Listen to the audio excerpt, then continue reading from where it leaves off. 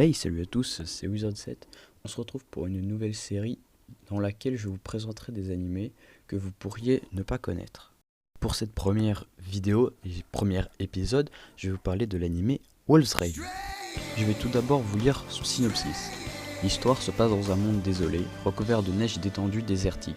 La majorité des hommes vivent dans des villes recouvertes de grands dômes pour se protéger du climat extérieur, mais la pauvreté se ressent.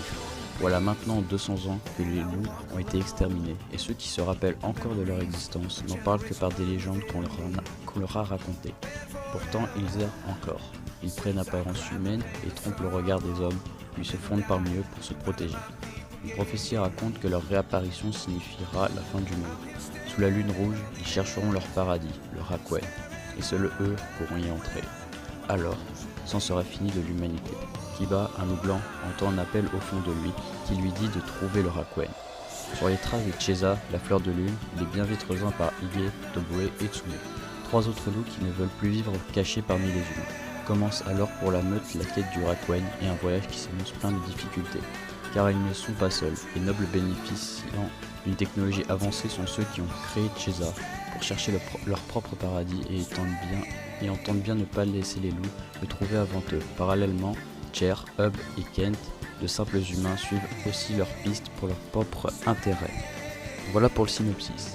L'animé, sinon, se découpe en 30 épisodes de 23 minutes, consacrés à la quête du Rakwen par les loups. Je vais vous faire un bref résumé de l'épisode 1, voilà, parce que je suis gentil et tout. Donc en gros, on va suivre les aventures de Tsume, donc un loup transformé en humain, enfin qui a juste l'apparence humaine. Avec son groupe d'humains, il compte voler une cargaison de nobles. Et puis un jour, il croise Kiba, qui est blessé dans un arbre. Kiba, quand il sent le danger, quand un homme risque de le toucher, il se réveille, en tue plusieurs et court.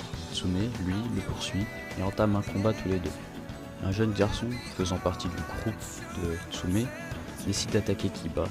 Kiba, lui, quant à lui, tue. Sur ce, merci d'avoir suivi cette vidéo. J'essaie de pas trop vous spoiler pour quand même vous garder le mystère de l'animé. Je vous ai pas spoilé la fin parce que je suis pas un connard. Voilà, j'espère que cette vidéo aura donné l'envie à certaines personnes de regarder cet animé. Du moins, je vous le conseille, ça vaut le coup. Sur ce, c'était Wizard7. Allez, bye bye.